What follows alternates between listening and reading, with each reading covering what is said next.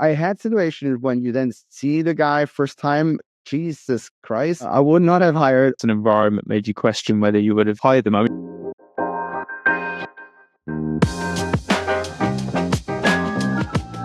Welcome back to another episode of the podcast, and delighted to be continuing our series with top CROs from across the globe. Today, we have another fantastic leader in the hot seat. And today's leader has a wealth of experience leading global organizations at enterprise.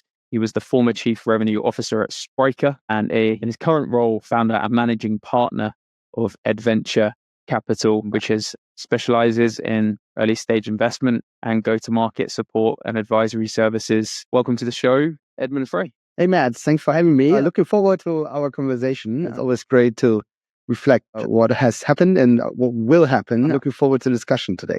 Edmund, like many of the other CROs we have on the show, and particularly for this series, you've had an amazing career journey.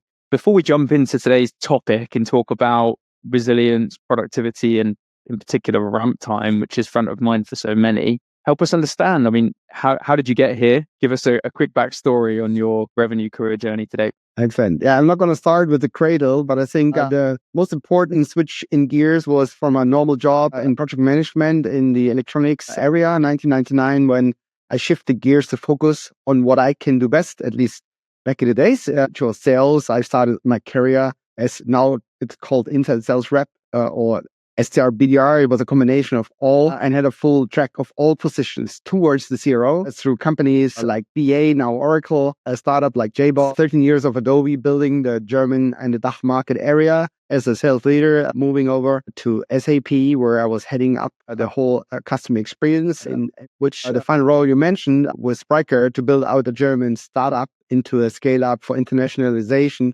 to play alongside the other commerce vendors until it became a leader in the Magic Quadrant, where I choose with becoming 50, switching gears from being responsible, supporting and consulting, and the money I made on the way, bring it back to life to support the startups, the scale-ups, and have fun along, not just work for one company, but for many with the knowledge I acquired and the money I acquired over time. So this is me today. It's amazing. What a great journey, and love the concept of that kind of circular, bringing it all back. You had some amazing outcomes in your career, and now it sounds like you're really giving back to the business world. The 5 years at Spryker, I must just mention as well, Edmund, must have been a pretty interesting ride given the time that you were there, joining just before the pandemic, right?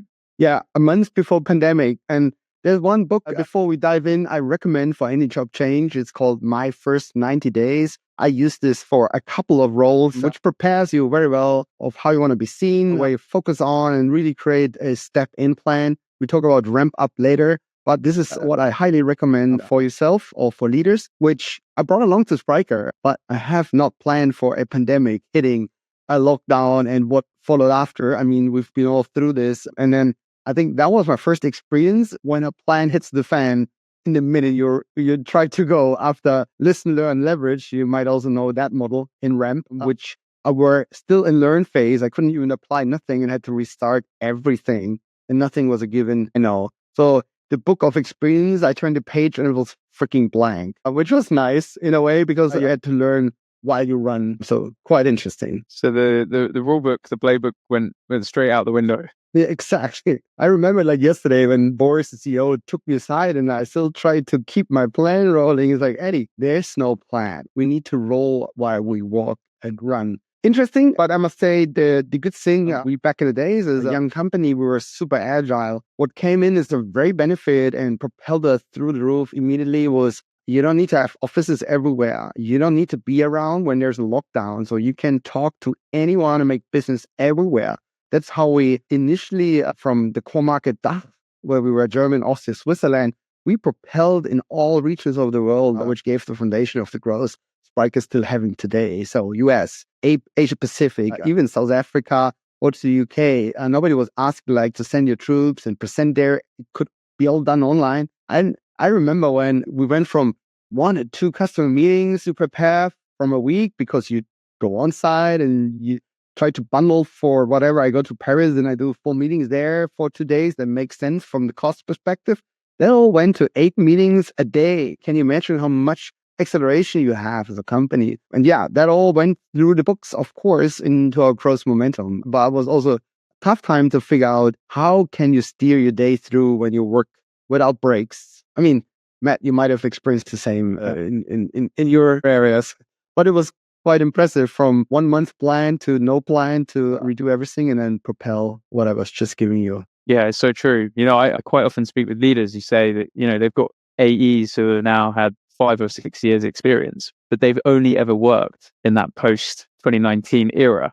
So for them, it's just normal. The back-to-back Zoom calls is just how work is.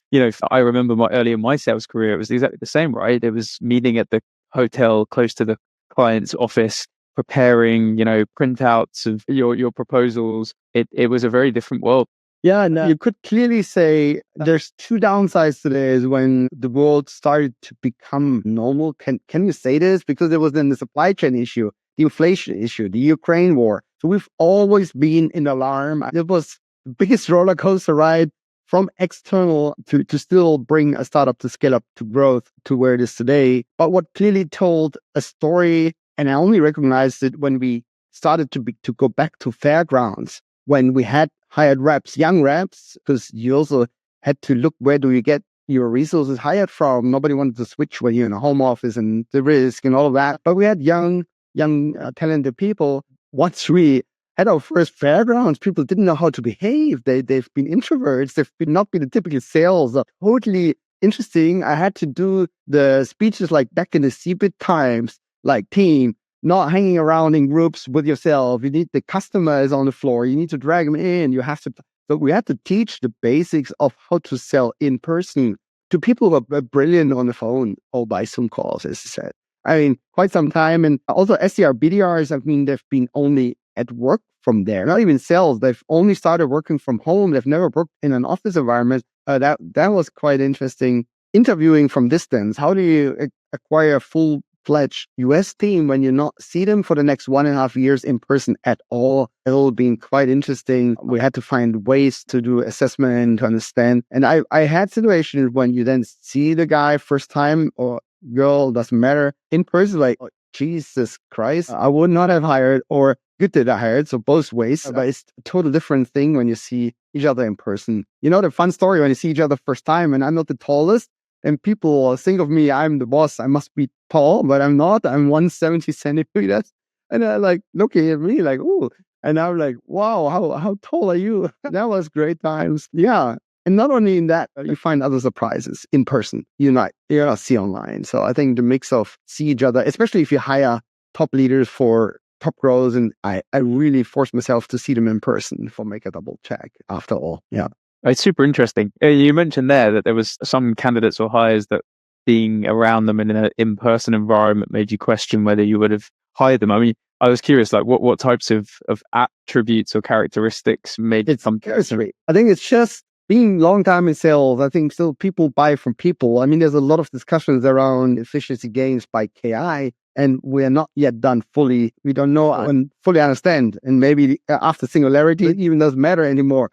But today, I still strongly believe a in-person view, if you as a competitor are only seeing the same person online, you might fall short to make that sale. Because if there's chemistry clicking, it's way stronger bonding for making a sale or asking for extra miles than the other way around, I think. But yeah, and that's the same. If you interviewed somebody, you have to double click on the chemistry, what's going on when you meet each other in the lobby of a hotel or at the fairgrounds. And then you also see the guys working and you're like, wow, they're sitting there with a laptop, not watching customers.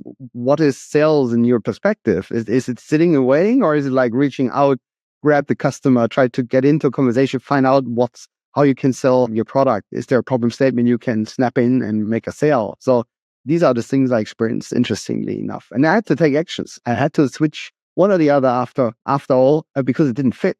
It fit for the purpose of Corona times, but after it was difficult, I think. Yeah. And there was people that didn't want to travel in sales. Also, you didn't understand, you didn't ask for it because it was 2 years long in the hiring process. You didn't even ask where the office is, to be honest. I didn't think about it. It's just, yeah, you have a phone, you have an internet line, you know how to write sales pitch, you go, hire, let's go. And then you had to restructure a little bit after mass in terms of who chose Ford.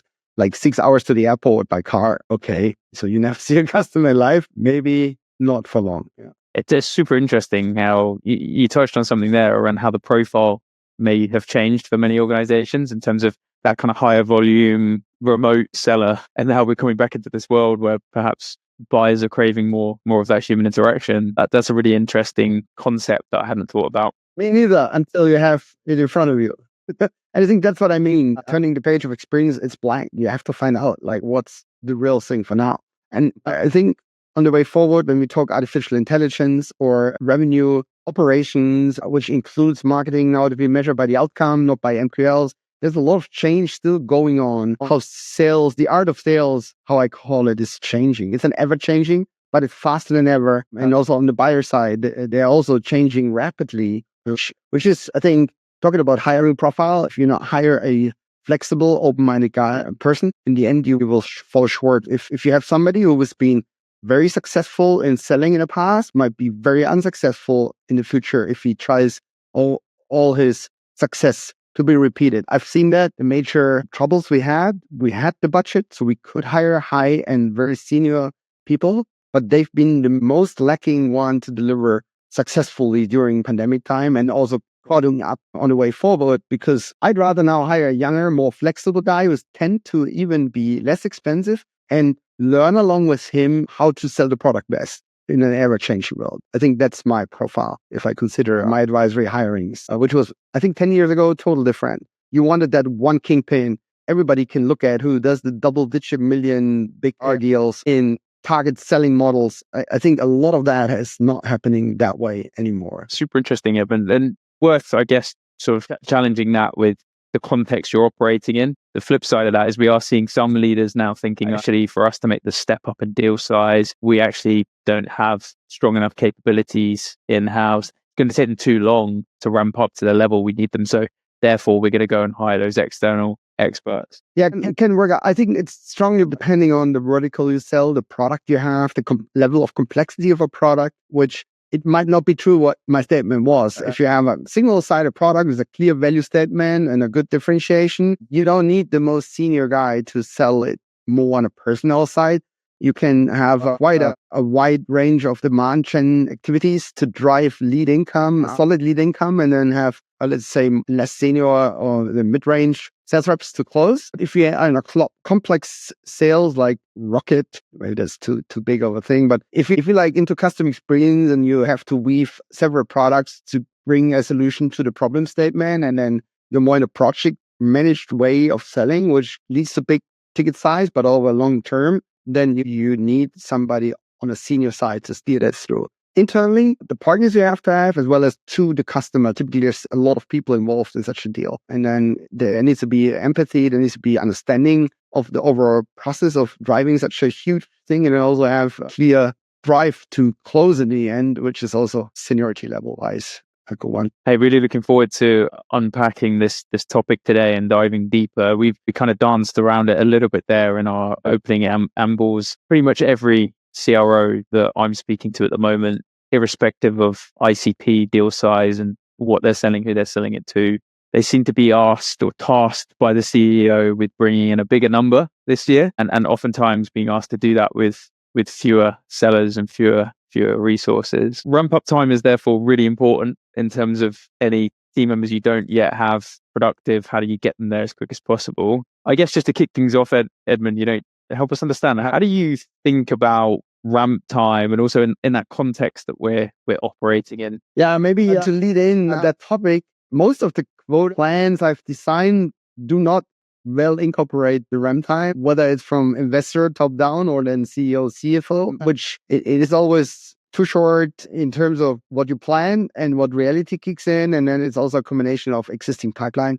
and execution. I think there's several ways to achieve the plan. But first of all, we come from triple-digit growth aspirations where cash burn was okay. Money was cheap and we can throw a lot of bodies at any problem. But I've been through a lot of companies where just throwing headcounts to the problem means delivering your quota hasn't helped at all. When you have a double of budget and you are okay to double the team size, it doesn't mean you're able to hire them. It doesn't mean you're able to ramp them up. It can even mean if you, have 25 people and you want to double to 50, that you have 25 fresh AEs coming to the system, can break your system of support. Instead of focusing on what you can win, you have people running around in circles. Your pre-sales need to fill the gaps of knowledge or any other supporting function to create those deals, can even harm your growth. So many buddies might have been a problem in the past,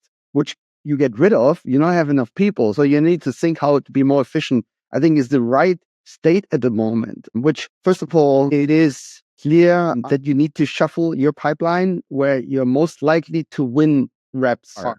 So the most experienced take the best deals because they will succeed. So the trouble is, if you go into the old mechanics, the old rep has delivered 2 million and now he will get 4 million. He might be demotivated and run away. So you have to be very careful on quota setting. What I'm coming forward, it needs to have a really proper go-to-market plan. What customers go to whom, how you set the quota and to make the chances right and still keep the team motivated to deliver. Then you also have to check your growth. I think it needs to be challenged. Stretch goals are great. But if you work in OKRs and you put the goals exactly with the 70 to 100% to your team, they will crack.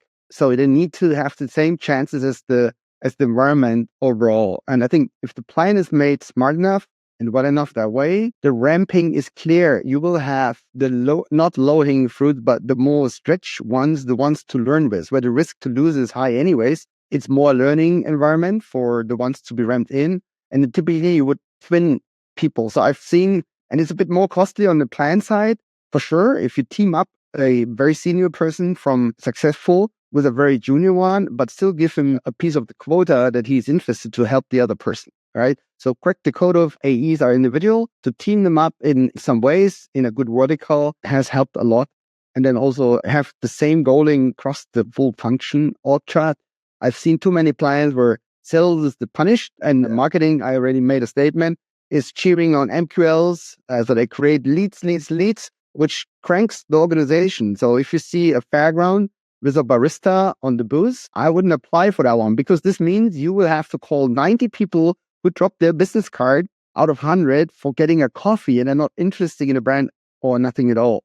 And just imagine all of that lead flow pressuring your demand generation towards the AE because everybody's passing it on. The only quality check is the AE is what is this? And he's wasting his time already. So that's what I was talking about, to be more efficient. There's so much other things where AE needs to go out selling and stop CRM, PowerPointing, or doing other things where you can do, I think, 30 to 40% more with the same people if you put them in the right spot and clean your processes to be self-focused only. Again, I'm not talking about approval processes. You don't want to get me started on what the CFO needs to protect his wallet. And that can kill sales too. Or negotiation rounds from legal where you try to enforce 3 words for 3 weeks. And these things can also unleash a lot of potential of time and motivation to ease. And being managed your processes, your ramp up time shrinks immediately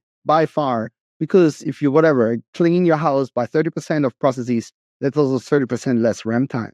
The failure in that is another 50% typically for the motivation goes, oh, you can do the math. There's a lot of potential in a lot of organizations in sales to start efficiency programs. And that's what I, with Edventure Capital, bring to the table as go-to-market advisory with a lot of great feedback. And I look at this, I've been a team lead, I've been a sales director, I've seen all of that. I mean, I managed also the operations for the last 3 roles inside the sales. And I think there is a huge potential. Everybody can do more with less. And then once you focus, you don't need to hire so many people, which also is pressuring on your org because you have to train them up. You have to enable them up. They will make failures. They will not close the business as a mature sales. That's how I see it, at least. So just to play that back to you, because Eddie does some amazing. I've heard kind of six things that I wrote down there, sort of six key principles. I love the way you broke that down.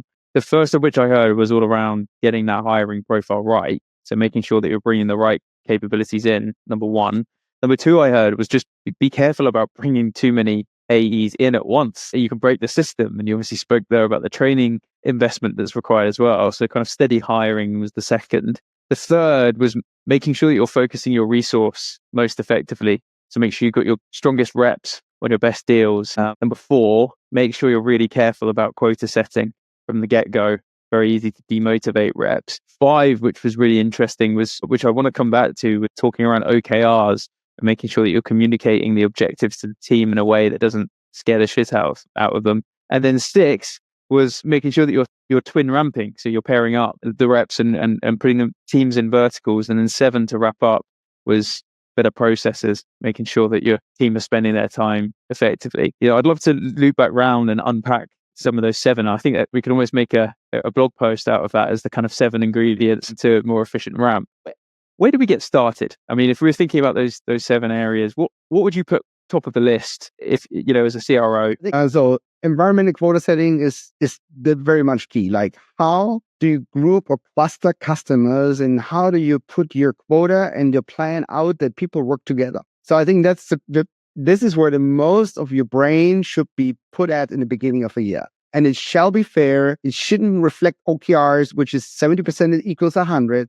It should not have 3 layers of buffer percentage on quota, what the companies want to deliver to its individual rep. It should also incorporate when a leader still has 3 to hire and only have 2 people out of 5. He shouldn't be punished that 3 are not yet working and he has to compensate for those. So there's a lot of meat in which you can put on the right place to make it right. I think that's one of the key things. The second one is just to sidestep there, Edmund. Really interesting. But also, what about the existing sellers? Because you mentioned that, right?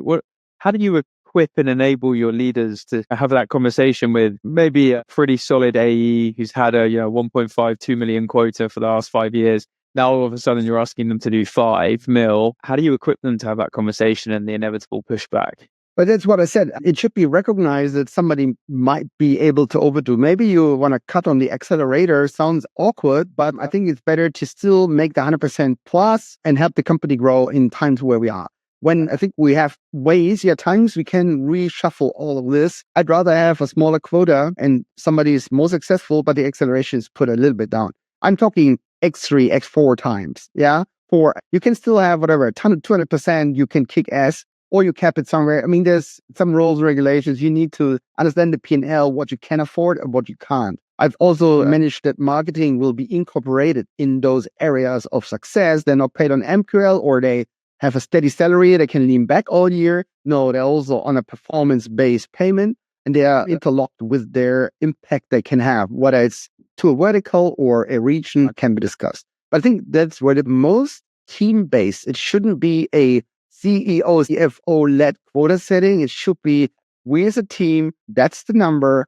Team 1 means the one who have to live it together, who report to the CRO, needs to be in the boat on how the quotas are distributed, and it shall be balanced all the way. There will always be AEs complaining about the quotas too high and the potentials too low. That's the name of the game. That's the same complaint, like, I didn't close that deal on the 31st of December. I need the next years to be paid special. No. That's exactly the rules you have to live after, very strict. What hasn't been delivered in the set for the year will not see a special thing. It will be redirected. And of course, there could be some exceptions, not that overly strict, but I think clear rules also help a lot on the awkward discussion. This is an American customer. I want to have a split 100% over here and here. That should all be set in the beginning of the year, and everybody agrees to this, and then you have less friction internal and you have more time to the external to sell, I'd say. The second one is the twinning or like buddy system. That's how I would call it. Is part of the go-to-market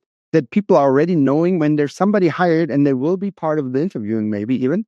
So it's a more than 2I principle to hire people in will be the second in priority thing, because once you've that in place, you free up, depending on size of organization, what time leaders have to bring people in. This is your laptop. This is how we do offerings. This is how we pitch, blah, blah, blah. Will all be done by the team, and it can scale out quite nicely. On the other hand, we've not touched that. The enablement needs to be very well documented processes. I think if you have everything flying around, there's no single drive, there's no clear documentation in sales playbook, and there's no clear rules in what time you have to learn what. Also have check-in processes. You can't follow one rule, hire fast, fire fast. Because if you have that steady and there's a programized way to ramp up people, then you also know who can follow, who's a good part to the organization to grow and who not. So this needs to be standardized and part of the sales onboarding 100%. And then somebody could stay around for a year not making revenue. I've seen that, but it was on purpose. Because if you consider I want to open a new vertical, you need to measure guys different than or gals different than on the revenue. You need to implement some other KPIs like how many meetings is in a vertical, how many steps to the deals has been made, how many deals are now in sales stage, whatever. That's all part of the ramp up. And if you have that under control and you have check-ins regularly, then you are able to consider what else can be done to ramp faster. If you don't have that, start talking about ramp up faster. If the reps are too slow, no, you have to have that process in play. And it starts with the hiring process, the onboarding process, and the guided through buddy system till somebody's ramped and delivering. Simple as this. Easy, all in a day's work.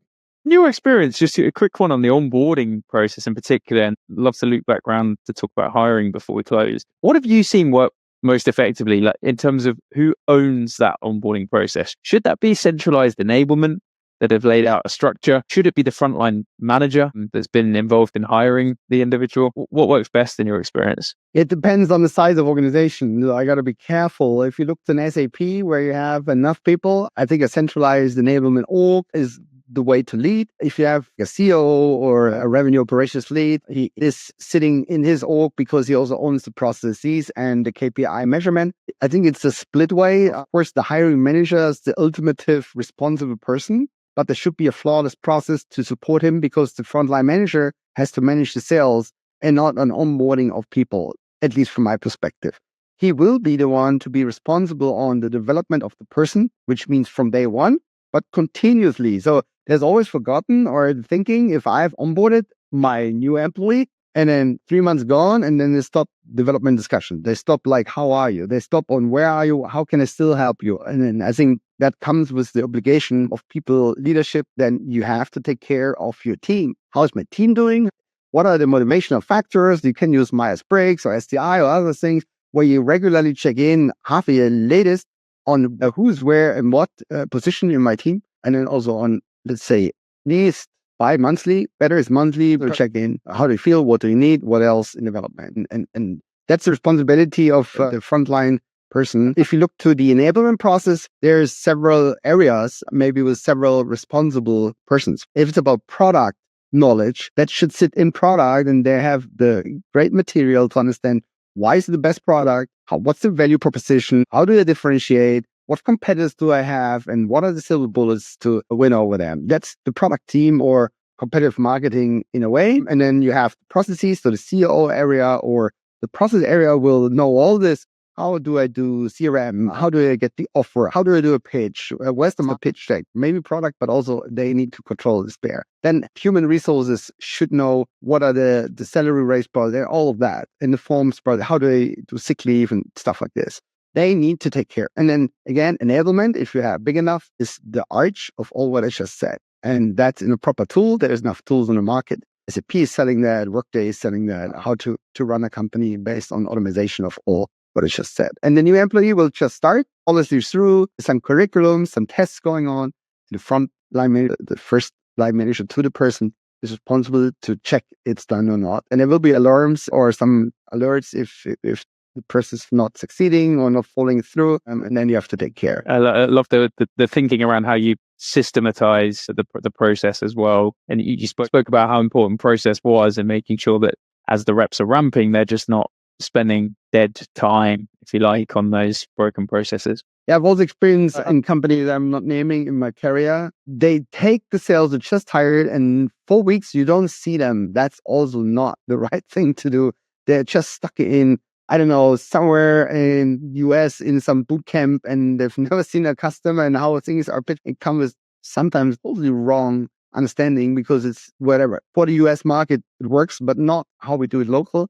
And then you have to restart the whole thing. And it's already 2 months in. And the first question is, hey, how is this pipeline doing? And he has not even picked up the phone. So this is, I think, It's a bit old school and it's been a while ago, but I've seen that. So if somebody thinks like that's the right setup, I would disagree. Amazing. And so many great insights, Edmund, in terms of those kind of 7 key principles we've discussed today. I guess just before we close, you've spoken about hiring and just making sure that we don't overload our resources as well. When it comes to that hiring profile, I mean, any further thoughts in terms of how you can, I know it's a concern, it's a fear for so many leaders of bringing in the wrong rep, and it's such an expensive mistake. Like, how do you think about just de-risking that process of hiring the right fit talent that's going to ramp quickly? Yeah, I have to watch my words. Since I'm building out a CRO community at the moment, as we discussed, right, that's an evergreen, how to hire. And I think there's 2 ways to this. First of all, you need to be settled in as a leader, that everybody trusts you. You do the right things for the company. At this stage, it's not expensive to hire a guy. It's expensive to keep the wrong guy. And this is exactly what I mentioned earlier. Hire fast, fire fast. Use probation period. At least European has mostly 6 months time, which is typically not enough, but it's quite enough at least to have a better understanding. And my saying is always, sales wouldn't be in sales if they wouldn't be able to sell good. And what they can sell best is themselves. So no hiring assessment on this planet will help you to look through in the best way to the best sales reps, if they fit to the company, if they fit to sell the product, if they fit to sell the processes, if they fit to sell the region you are looking for. So you need to hire them in and find out. And you have to have a buddy system. If it breaks, nothing will break if you have to fire that person. And then I think it's a fair process that there shouldn't be anger of the person let go, because I've seen it the other way around as well, where the person that this company isn't for myself. So it should be a mutual process. And this is goodbye feedback round. So there shouldn't be a feedback. I hire you 6 months later. Oh, I fire you. The person should know where it stands. If you set the right onboarding KPIs, coming back to the onboarding process, you've not done your calls. You've not been on site. You've not managed yet to find yourself pipeline. How can I help you? The pitch isn't well. Okay, let's work on the pitch for you reach it, blah, blah, blah. So if you have that dialogue, nobody is surprised about this. So stop putting too much time in 800 interviews and 300 assessments. If it clicks, the chemistry is there, hire and find out if it works. Both are, in the opinion, that should be a great role together. And then over time with that process, nobody should be angry if it doesn't work out in the end. And this is it. It's way more expensive to keep people beyond the probation period, because then it starts to get expensive. Then you have fixed programs. Then it starts with PIP, personal improvement process.